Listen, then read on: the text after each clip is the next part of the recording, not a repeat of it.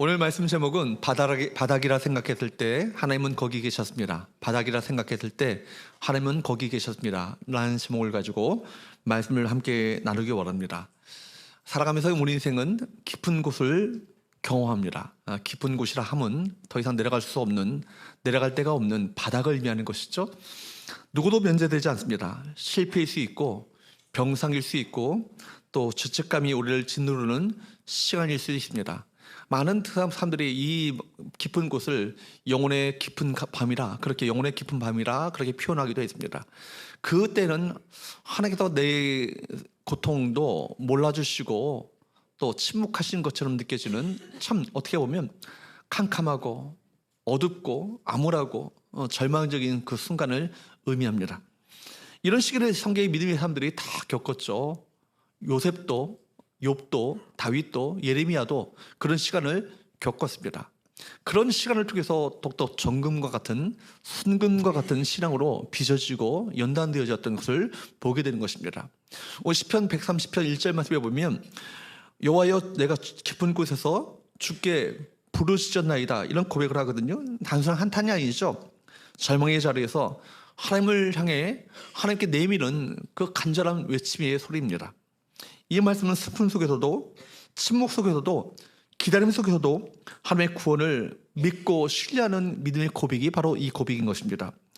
더 이상 여러분 인생 가운데 내려갈 곳이 없는 바닷가 같은 그런 상황 가운데 처할 때 우리 시인의 믿음을 통해서 우리 모두가 귀한 도전을 받을 수 있기를 주보로 축복합니다. 세 가지 영적 교훈을 함께 나누기 원하는데요. 첫 번째, 따라할까요? 절망 속에서 부르짖으라. 절망 속에서 부르짖으라는 것입니다. 시편 130편의 그 표절을 보게 되면 성전에 올라가는 노래라라고 기록되어 있습니다. 성전에 올라가는 노래라는 것은 이스라엘 백성들이 절기 때마다 멀리 하나님의 임재가 있는 성전을 향해서 순례길을 떠납니다. 순례길을 떠나면서 하나님의 임재를 갈망하며 사모하는 마음을 가지고 믿음의 발걸음을 한 걸음 한 걸음 뗄 때마다 이 노래를 불렀다는 얘기죠. 특별히 이스라엘 백성들이 하나님 임재가 있는 성전을 향해서 보러 순례길을 떠날 때 불렀던 이 시편 130편의 이 첫 고백이 무엇입니까? 1절 말씀을 보도록 할까요? 시작. 여호와여 내가 깊은 곳에서 주께 부르짖었나이다. 시인이 처한 상황이 어떤 상황이에요? 깊은 곳이라 라고 말했습니다.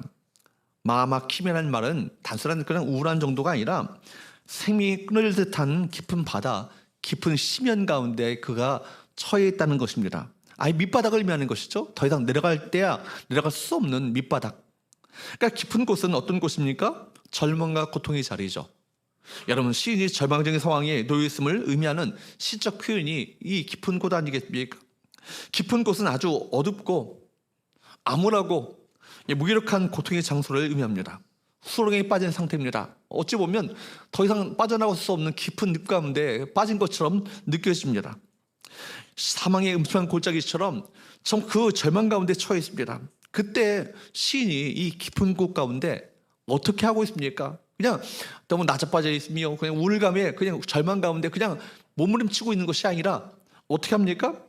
하나님께 부르짖어 기도합니다. 여호와여 내가 깊은 곳에서 주께 부르짖었나이다. 부르짖는다는 말이 뭐라고요? 여러분, 팽팽하게 줄이 당겨진 것처럼 긴장감 속에서 하나님께만 소망이 있음을 알고 고백하면서 주 앞에 메어 달리는 절박한 그 절실한 그 마음이 부르짖는다는 말입니다. 여러분, 기도는 언제 시작되죠? 여러분, 진짜 기도는 언제입니까? 인간의 편에서 절망적일 때, 어디를 가도 답이 없는 것처럼 보여질 때, 그때 진실한 믿음의 기도가 비로소 시작되어집니다. 기도를 배울 사람은 바다로 가라, 그런 얘기가 있습니다. 바다가 어떤 곳이죠? 거센 풍랑이 몰아치는 바다 한가운데 들어간다면 폭풍우가 밀어닥치고 정말 넘실대어지는 파도 속에서 그 배를 삼킬 것처럼 느껴지는 그 파도 가운데 한복판에 있을 때 나도 모르게 입술에서 무엇이 터져 나옵니까? 기도가 터져 나옵니다. 그래서 절망 속의 기도는 불필요한 수식어나 미사여우가 붙는 것이 아니라 외마디의 비명과 같은 외침입니다. 주여 나를 구원하소서, 주여 나를 구원해 주옵소서. 마치 그 엄슬대는 파도 위를 걷고 있는 베드로와 같이 외마디 비명과 같은 기도가 그때 터져 나오는 것입니다.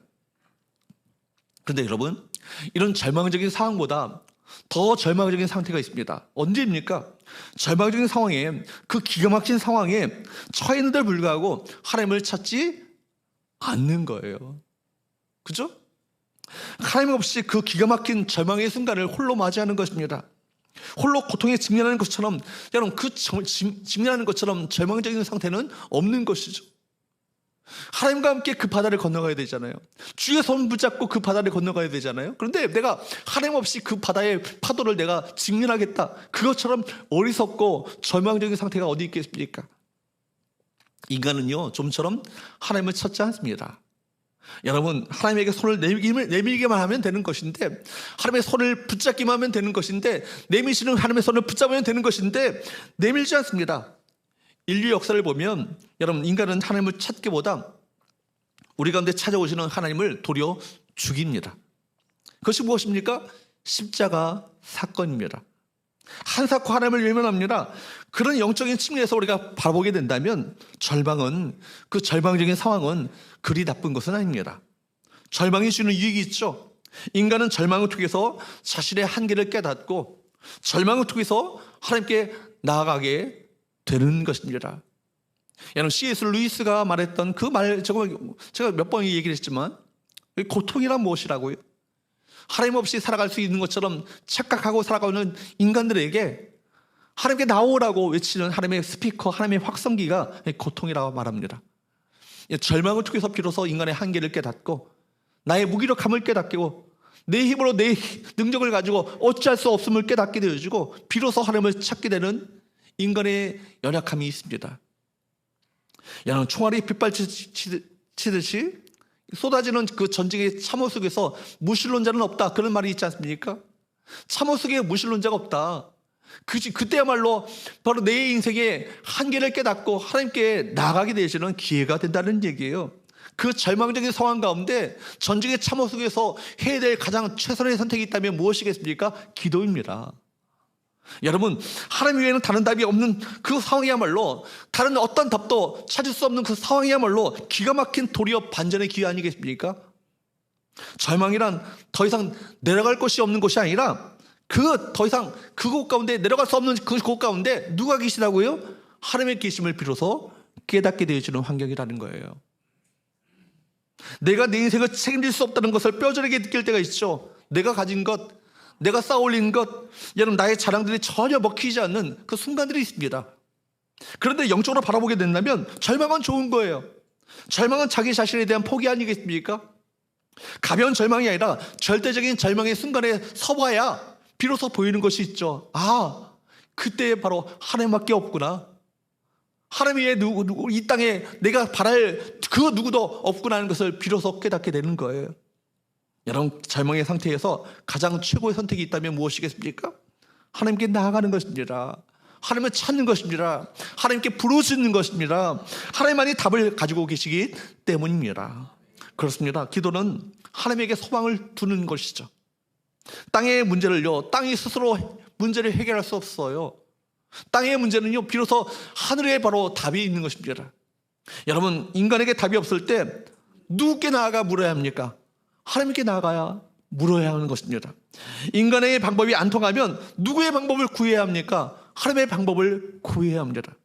하나님께서 어떤 분이십니까? 길이 없는 광야, 모래바람이 불면요, 한순간에 순식간에 그 길이 사라져버리는 그 광야 가운데 웨이메이커 되시는 하나님께서, 길을 만드시는 하나님께서 우리 인생 가운데 길을 여시는 그분 아니십니까? 광야에서 비로소 하나님 되심을 깨닫게 되는 거예요. 하나님의 하나님 되심을 비로소 깨닫게 되는 거 아니겠습니까? 여러분, 모든 문제의 답은 누가 가지고 계셔요? 하나님이 가지고 계십니다. 하나님은 우리가 생각한 것보다, 우리가 상상하는 것보다 더 크시고 위대하신 하나님이십니다. 여러분, 그분의 인간의 역사를 그분께서 써내려가십니다. 히스토리는 히스토리입니다. 그분의 이야기입니다. 그분께서 역사에 바로 답을 갖고 계시고 마침내 그분께서 그 역사를 주관하시고 다스리고 계심을 우리가 믿어야 할 것입니다. 그분께서 역사의 주관자가 되시고 주인 되심을 내가 깨닫고 이것을 확실하게 될 때 더 이상 초조하거나 그분의 어떤 그 모든 우리 일어난 상황에 의해서 두려워하거나 염려하며 불안할 이유가 없게 되는 것이죠. 하나님께서는 그에게 소망 두는 자를 결코 외면치 않으시고 그에게 함께 하셔서 그에게 구원의 손길을 내밀어 주실 것입니다. 2절 말씀을 계속 볼까요? 시작. 주여 내 소리를 들으시며 나의 부르짖는 소리에 귀를 기울이소서. 여러분, 시인은 어떤 확신을 가지고 있습니까? 주께서 나의 기도를 들으신다. 나의 부르짖는 소리에 귀를 기울이신다. 하나님은 여러분 어떤 하나님이십니까? 우리 가운데 응답하시는 하나님이십니다. 작은 신음에도 응답하시는 하나님이십니다. 여러분, 그 하나님은 행동하시는 하나님이시며 우리 삶 가운데 개입하시고 간섭하시는 하나님이십니다. 살아계신 하나님이십니다. 하나님께서 개입하시고 일하시고 때가 차면 하나님의 카이로스 시간에 놀랍게 그 모든 일을 완성하시는 하나님이십니다. 하나님은 당신의 행동을 결코 멈춘 적이 없으십니다.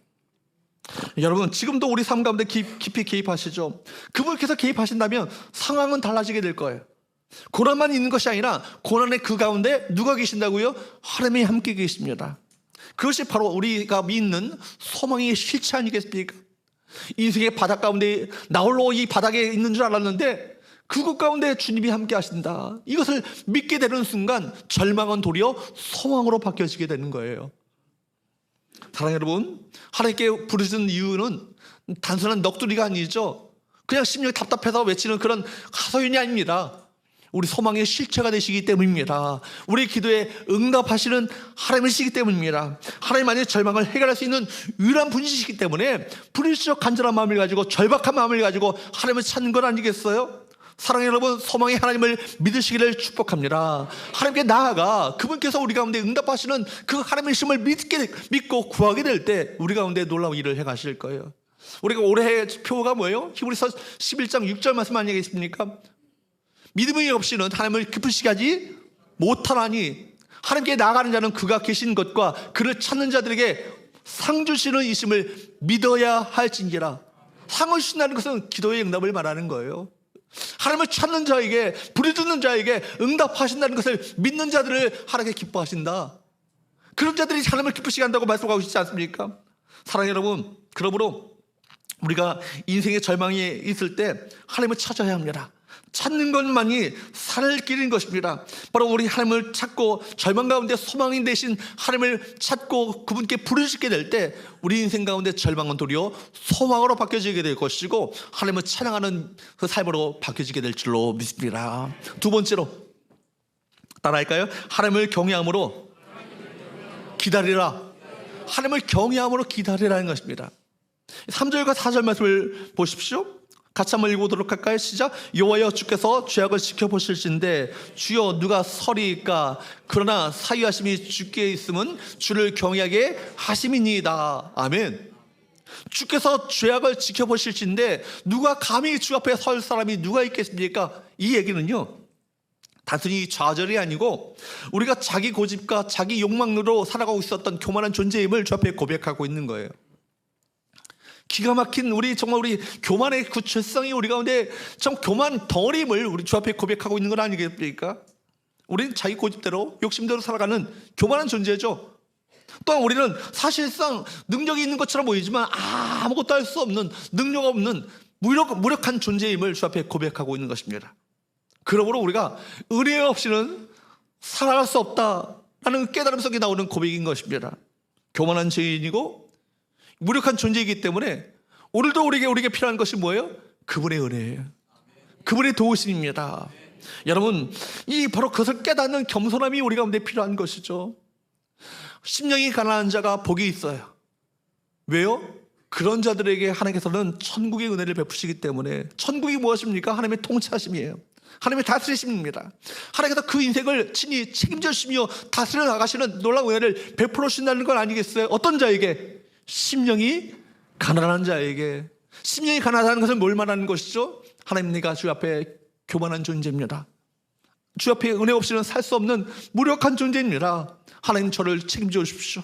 저를 다스려 주옵소서. 저를 통치하여 주옵소서라고 겸손하게 고백하는 그 심령이 가난함 아니겠어요? 여러분, 무엇보다 죄의 핵심은 뭐예요? 교만이죠. 시퍼렇게 살아있는 아이, 자아가 그 중심 가운데 있습니다. 이 시대 문화가 그렇습니다. 사람들은요, 자기가 원하는 곳으로 가려고 합니다. 자기가 하고 싶은 말 하려고 합니다. 우리가 살면서 시련을 겪는 이유가 있습니다. 우리가 살고 있는 살면서 겪는 시련, 고난, 실패와 아픔은요, 모두가 다 무엇과 연결되어 있어요? 죄와 연결되어 있습니다. 자기 마음대로 살고 싶어하는 고집과 교만이 바로 문제인 것입니다. 말씀으로 배우기 전에는 우리는 길 잃은 양과 같아요. 정말 양과 같이 그릇되 행하여 자기 길로 갈 거를, 이사야 53장 말씀에 보면 우리 인생을요, 정말 잘못 착각하여서 자기가 멋대로 살고자 떠나버린 양과 같다라고 우리에게 그렇게 고백하고 있습니다. 우리 존재를, 실존을 그렇게 고백하고 있어요. 폭로하고 있어요. 양은 어떤 존재라고요? 심각한 근시예요. 2m, 3m 앞을요 내다볼 수 없어요. 양이 가는 것은요, 양이 맨 앞에 이끌어가는 목자를 향해서 따라가는 거고요, 그 뒤에 양은요 그 앞에 양의 꽁무리를 보고 따라가는 거예요. 그렇게 목자는 양들을 그렇게 이끌어가거든요. 그런데 양이 내가 내 길을 친히 내가 알고 갈 수 있다고 착각하여서 가게 되면 어떻게 되죠? 수렁에 빠지고 벼락에 빠지는 거예요. 뿐만 아니라 양은 어떤 존재입니까? 맹수의 습격에 그냥 고스란히 당해낼 수밖에 없는 그런 심각한 연약한 존재가 양입니다. 뿔이 있습니까? 발톱이 있습니까? 날카로운 이빨이 있습니까? 그러니까 여러분, 이런 양에게 저렇게 한 찹도 내다볼 수 없는 양, 정말 무력한 양에게 누가 필요하죠? 목자가 필요하지 않겠습니까? 목자가 필요해요. 목자의 돌보심이 필요하고, 목자의 보호가 필요하고, 목자의 이끄심이 없이는요 살아갈 수 없는 존재가요 양이에요. 그런데 우리 인생은요, 죄성이 가득한 양들은요, 교만이 가득한 양들은요, 하나님 없이도 얼마든지 살아갈 수 있는 것처럼 착각해요. 여러분, 그렇기 때문에 여러분, 자기 골대로 가려고 하는 것이 죄의 본질 아니겠어요? 말씀을 온전히 배우지 않으면 방황할 수밖에 없는 것입니다. 고생할 수밖에 없죠. 하지 않아도 될 고생을 하게 되는 것입니다. 그래서 인생에 고난이 없는 것이 좋은 것이 아니에요. 인생에 고난이 없는 것이 꼭 좋은 것만이 아니라 고난으로 말미암아 자신을 돌아보게 되는 것이죠. 자신을 돌아보면 어디에서 잘못되었는지를 깨닫게 되는 것입니다.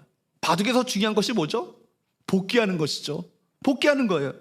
바둑에서 복귀해보면요, 어디에서 잘못되는지를 알 수 있습니다. 우리 인생도 마찬가지죠. 우리 자신을 돌이켜보는 것이 참으로 중요합니다. 자신의 삶을 복귀하지 않는 사람들이 그런데 참 많아요. 그래서 어디에서 잘못된지를 알지 못한 채 생각 없이 그렇게 본성대로, 기질대로, 자기 고집대로 살다가 망하는 삶 길로 가게 되는 것입니다. 성공은요, 어찌 보면 누구나 성공을 꿈꾸고 성공을 바라지만 성공은요 불순종하기에 적합한 환경입니다. 인간은 참 교만합니다. 모든 것이 잘 되면요 우리는 불순종합니다. 우리 고집대로 살려고 합니다. 고난이 왔을 때 우리 자신을 돌아보고 영적으로 성찰하게 되어지고 영적인 복귀가 비로소 그제서야 이루어지게 되는 거예요. 그런데 모든 것이 잘 될 때는 자기 자신을 돌아보지 않습니다.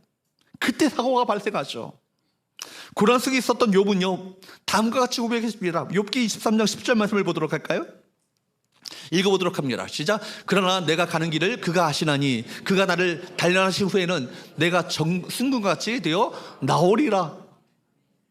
이것이 욥의 신앙 고백이에요. 뭐라고 고백합니까? 내가 가는 길을 누가 하신다? 그분이 하신다. 그가 하신다. 여러분, 우리가 어려움 속에 있을 때는요 하나님 멀리 계신 것처럼 보여요. 아니, 때로는 하나님이 계시지 않고 그 순간 나 홀로 이 고난을 직면하고 있는 것처럼, 홀로 다 나 혼자 담당하고 있는 것처럼 그렇게 느껴집니다. 하나님은 내 고난에 관심을 기울이지 않는 것처럼 그렇게 생각합니다. 그런데 욥의 깨달음이 뭐예요? 그렇지 않다라는 거예요. 내가 가는 길 그분이 하신다. 여러분, 욥은 하나님께서 내 고통당하는 것을 모르시거나 내 고통당하는 것에 관심이 없는 분이 아니라는 것을 분명히 깨달았습니다. 그래서 욥은 고백합니다. 내가 가는 길을 그분이 하신다. 따라할까요? 내가 가는 길을 그분이 하신다. 이게 욥의 고백이고 우리 모두의 고백이 되어야 될 줄로 믿습니다. 그리고 여러분, 일어난 상황과 문제만을 바라보게 된다면요 그 문제의 상황에 고립되어 버려요. 이것이 고난을 통해서 겪는 어려움 아니겠습니까? 고난보다도 더 어려움이 뭐예요? 그 상황에 매몰되고 고립되어 버리는 것. 자신을 관점에서 문제를 바라보고 문제를 해석하고 스스로 결론을 내려버리는 것입니다. 여러분, 그러나 욥은 달랐어요. 욥은 자신이 겪는 고난을 누구의 관점에서? 하나님의 관점에서 바라보고 그 문제를 그렇게 해석했습니다. 시험이 왜 들어요? 시험 들 만한 상황에 있어도요, 시험 안 드는 방법이 뭐예요? 그 시험에 들 상황을요, 하나님의 관점으로 바라보고 해석하면요, 시험에 들지 않아요. 그런데 시험에 드는 이유가 뭐예요? 하나님의 관점이 아니고 내 관점을 가지고 그 상황을 바라보게 되니까 시험에 들게 되는 건 아니겠습니까? 고난 때 어떤 관점으로 해석하는가가 참으로 중요합니다. 어떤 관점으로 바라보고 어떤 관점으로 이것을 해석해내는가, 이것이 참으로 중요하죠. 그가 그래서 뭐라고 고백합니까? 내가 가는 길을 그가 아시나니 라고 고백한 다음에 그 해석을 해보니까 해석 후에 결론이 나옵니다. 어떤 결론이 나와요? 욥은 내가 순금같이 되어 나올 것이다. 이 고난, 내가 주님께서 내가 가는 길을 주께서 아시고 이 고난의 과정을 통해서 결국 나를 어떤 방향으로 이끄신가를 분명히 결론 내리는 거예요. 뭐예요? 내가 순금과 같은 그런 존재로 빚으시기 위해서 이 고난 내게 허락하신 것이다. 여러분, 금이라고 다 금인가요? 도금이 있잖아요. 전혀 금이 아닌데 껍데기만 금인 것처럼 보이는 것이 금이 있어요. 가짜죠. 그죠? 또 여러분, 금덩어리라 할지라도 불순물이 가득하면요, 그거 금으로 쓸 수 없습니다. 어떤 과정을 겪어야 하죠? 재련 과정을 겪어야 하죠. 용광로 속에 들어가야 합니다. 풀무불 속에 들어가야 합니다. 재련 과정을 통해서 뜨거운 고유를 통해서 불순물이 제거되어야 이것이 100% 99.9%의 그 순금, 여러분 명품의 금으로 탄생되어지는 거예요. 고난을 당할 때 사람들은요, 왜 나에게 이런 일이 일어나는가? 이렇게 질문합니다. 무슨 죄가 있어서 내가 이런 고난을 당하는가? 비로소 그때 생각하죠. 평소 사람들은요, 자신이 의롭다고 생각합니다. 착각하죠. 그러나 여러분, 우리는요, 죄성이 가득한 존재예요. 사람들은 전혀 자신이 의롭다고 생각하고 자신이 전혀 죄성이 가득한 존재라고 인정하지 않아요. 그런데 우리 안에는 죄가 많아요. 우리 안에는 의가 없습니다. 우리 안에는요, 불순물이 많고, 불순물은요, 우리가 쉽게 해결할 수 없을 정도로, 스스로 해결할 수 없을 정도로 우리 안에 불순물이 가득합니다. 고집불통이고 교만합니다. 저의 이야기고 여러분의 이야기예요. 그러나 시련의 도가니에서 단련되면 달라지죠. 여러분, 순금과 같이 됩니다. 영혼이 맑아지고 깨끗해집니다. 우리 안에 불순물이 있으면요, 우리 거룩해질 수 없는데, 그러므로 신앙의 여정 속에서, 신자의 여정 속에서 가장 중요한 고난이 주는 순기능은 무엇입니까? 고난이 우리에게 가져다 주는 순기능이 뭐예요? 정결해지고, 여러분, 우리가 단련되어지고 겸손해진다는 거예요. 가난한 심령이 되어진다는 거예요. 은혜 없이는 살 수 없는 존재임을 비로소 깨닫게 되어진다는 거예요. 그래서 시편 119편 71절 말씀에 보면, 119편 그 시인의 그 고백이 무엇입니까? 같이 한번 읽어보도록 할까요? 시작. 고난당한 것이 내게 유익이라, 이로 말미암아 내가 주의 윤례들을 배우게 되었나이다. 이 말은요, 무슨 말이에요? 고난 당하기 전까지는요, 고난을 당하기 전까지는요, 주의 윤례들을 배울 수 있었다, 없었다? 없었다라는 거예요. 주의 윤례들을요, 수없이 고백만 들었죠. 수없이 많이 들었어요. 순간순간 은혜를 받는다고 그렇게 아멘도 했습니다. 그러나 여러분, 주의 윤례들의 참된 의미를 비로소 깨닫게 되어지고 절실하게 느껴지는 그 순간은 뭐예요? 고난을 당하고 나서야 주의 윤례들의 그 말씀의 그 깊은 심연한 그 심연 속에 있는 그 깊은 의미가, 행간 속에 있는 의미가 하나하나 절절하게 깨닫게 되었다는 건 아니겠습니까? 여러분, 고난이 하는 일이 잘 되고 평안할 때는요, 말씀을 들어도 귀에 들어오지 않습니다. 그러나 고난 속에 있을 때는요, 말씀이 귀에 들어오죠. 한마디도 놓치지 않습니다. 절실한 마음을 가지고 마치 설교자를 삼켜버릴 것처럼 그렇게 절실한 마음을 가지고 우리를 그렇게 말씀을 받습니다. 왜요? 이 말씀이 내 삶을 살릴 것처럼 그런 마음을 가지고 받는 거예요. 우리가 말씀을 많이 듣는 것처럼 보이지만 평안할 때는요, 말씀이 귀에 들어오지 않아요. 배가 부르기 때문이죠. 웬만한 고난에는요, 우리 모든 것을요, 내려놓지 않습니다. 조금 내려놓는 것처럼 보이는데 다시 붙잡고 있어요. 그죠? 그래서 하나님께서는요, 아무것도 붙잡을 수 없는 바닥까지, 정말 궁지까지 우리를 몰아가셔서 비로소 하나님 외에는 붙들 것이 없다, 하나님 외에는 이 세상에 사모할 리가 없다라고 고백하는 그 지경까지 우리를 몰아가실 때가 있다라는 얘기예요. 이게 은혜예요. 이게 은총이에요. 그래서 여러분 고난은 변장된 축복이라고 청교도들이 얘기했던, 청교도들은 어떤 자들입니까? 카톨릭이 로마 카톨릭과 여러분 영역 국교들에 의해서 얼마나 심각한 죽음을 정말 생사를 오가는 핍박과 환난을 겪었습니까? 근데 그 고난 가운데 그들이 깨달았던 것은 뭐냐면 고난은 변장된 축복이다. 그래서 마침내 하나님 안에 붙들게 하십니다. 그리고 마침내 이렇게 고백하도록 만드시죠. 4절 말씀을 보도록 합니다. 시작. 그러나 사유하심이 주께 있음은 주를 경외하게 하심이다. 고난을 통해서 하나님가 우리에게 품으신 궁극적 목적이 뭐라는 거예요? 주를 경외하게 하심이니다. 하나님을 경외하는 자로 만드시기 위해서 이 모든 과정들을 허락하신다는 얘기 아니겠어요? 어쩌면 내 고난, 내 교만, 내 무지, 내 연약함, 이걸 깨닫도록 하셔서 마침내 하나님만을 경외하도록, 하나님만이 내 인생의 참된 보호자가 되시고 인도자가 되시고 공급자가 되시고 참된 주님의 주인 되심을 깨닫도록 만드시게 하기 위해서 이 고난의 상황을 허락하실 때가 있다는 거예요. 은혜라는 거예요. 이게 축복이라는 거예요. 그렇게 하나님을 경외하고 하나님만을 바랄 이유가 무엇입니까? 7절 말씀을 한번 보십시오.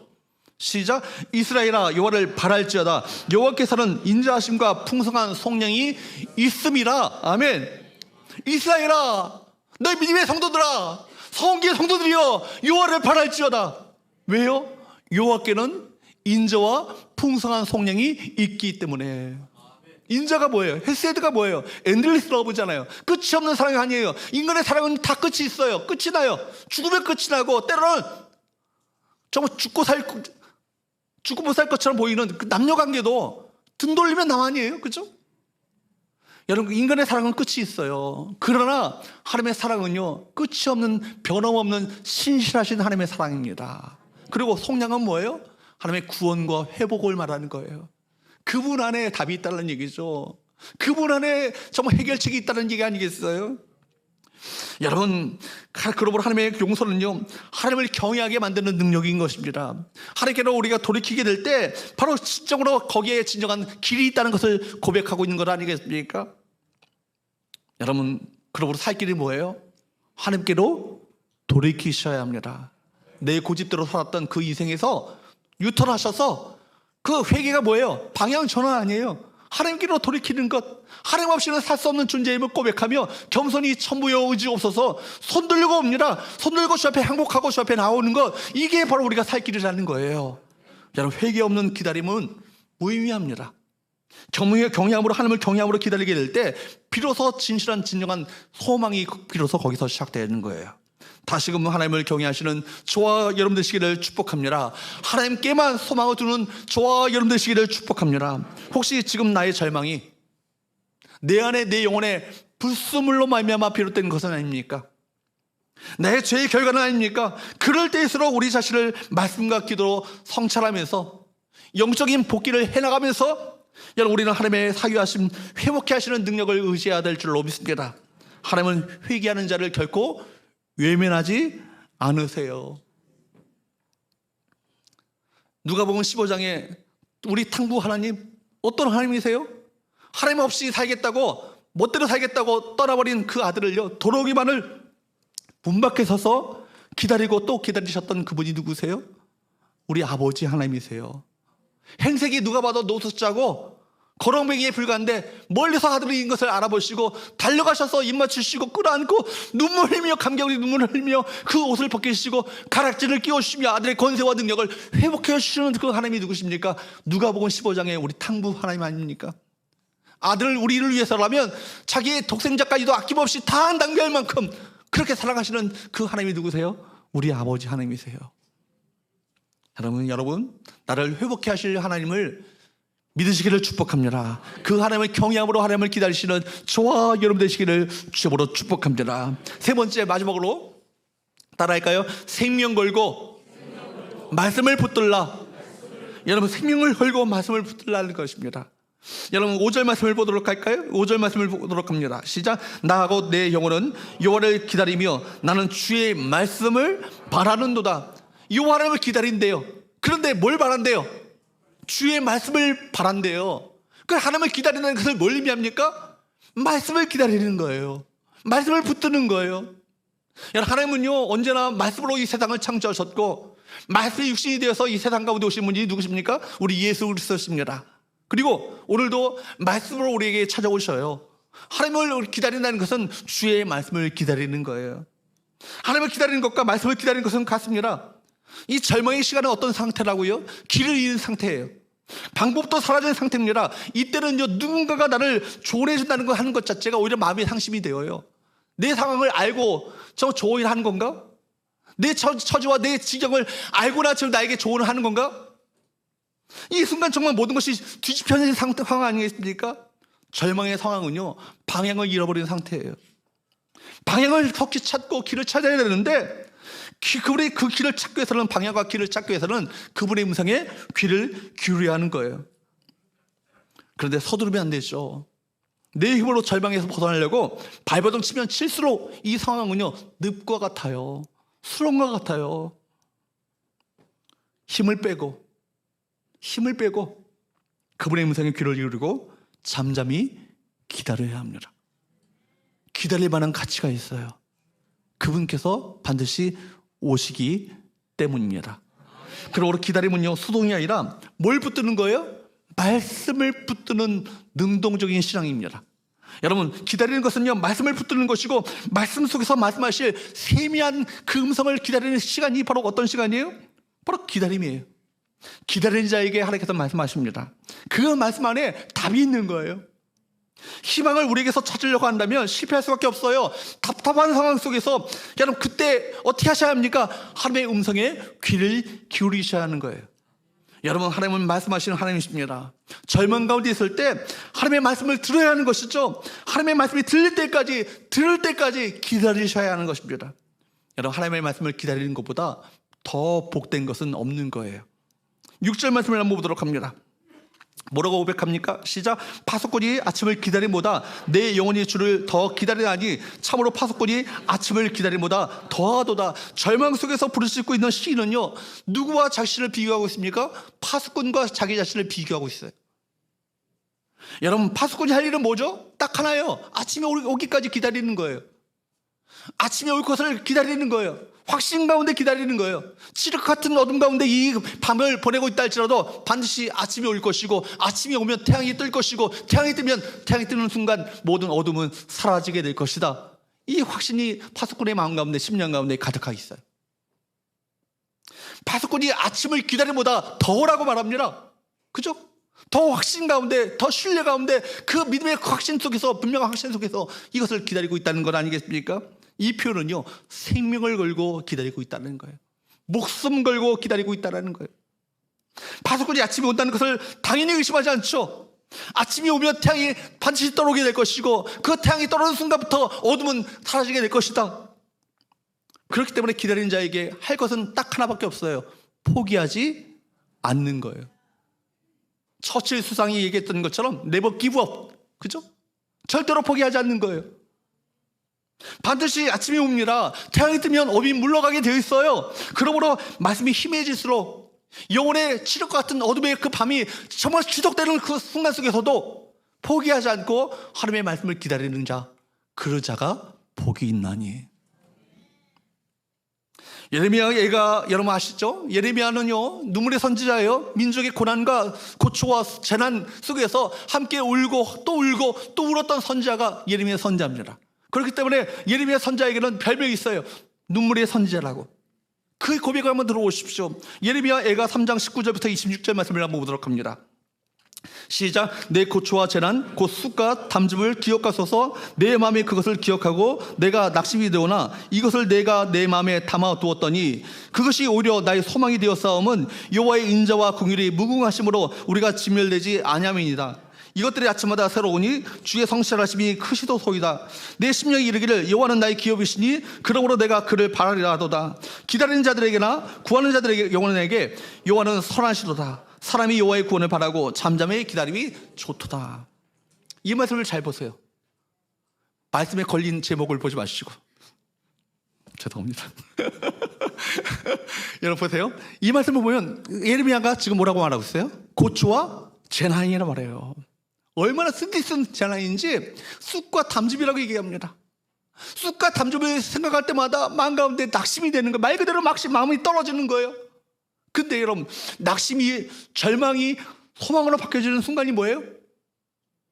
여호와의 인자와 긍휼이 무궁하시다. 이것을 묵상 후에 깨달은 순간부터 절망이요, 낙심이요, 소망으로 바뀌어지는 거예요. 한번 잡아보세요. 21절부터 한번 보도록 합니다. 다음 살았습니다. 보세요. 시작. 이것을 내가 내 마음에 담아 두었더니 그것이 오히려 나의 무엇이 되었다고요? 낙심이 무엇이 되었다고요? 나의 소망이 되었다. 22절 보세요. 뭐래요? 시작. 여호와의 인자와 긍휼이 무궁하심으로 우리가 진멸되지 아니함이니이다. 이것들이 아침마다 새로우니 주의 성실하심이 크시도소이다. 여러분, 하나님의 인자와 긍휼이 무궁하시다. 끝이 없다라는 거예요. 끝이 없는 하나님의 인자, 끝이 없는 하나님의 긍휼. 여러분, 그것을 묵상했다는 거예요. 여러분, 하나님의 말씀을 통해서 묵상했습니다. 예레미야는요, 아침을 기다려요. 매일 아침마다 이 순간을 기다리는 거예요. 아침에 하나님의 말씀을 묵상하는 가운데 새로우신 하나님의 그 우리를 만나주시는 하나님의 인자하심과 긍휼하심을 또 새롭게 경험하고 신선하게 그 하나님을 만나는 그 만남의 순간을 기다리는 삶을 살았습니다. 이것이 그에게 절망 가운데 빠졌던 그에게 살 길이었음을 그가 깨닫는 거예요.